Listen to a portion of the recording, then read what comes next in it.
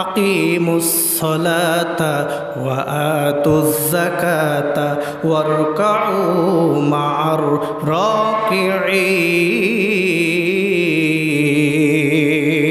আল্লাহু আকবার বলেন।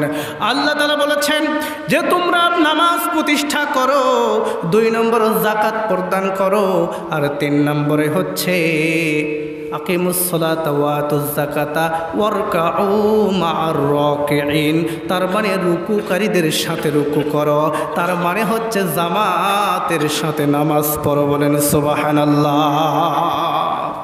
জামাতের সাথে নামাজ পড়ার ব্যাপারে আল্লাহ কোরআনের মধ্যে বলেছেন। তার মানে জামাতে নামাজ পড়া সুন্নত নাকি নফল?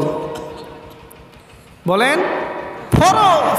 আল্লাহ কোরআনে যেটা নির্দেশ দিচ্ছেন ওয়ারকাউ মা'আর রাকিঈন, তোমরা রুকুকারীদের সাথে রুকু করো। তার মানে যারা রুকু করছে, এখানে এক বচন নয়, এখানে হলো বহু বচন। যারা রুকু করছে তাদের সাথে তুমিও রুকু করো। তার মানে মসজিদে যারা নামাজ পড়ছে তুমিও তাদের সাথে নামাজ পড়ো।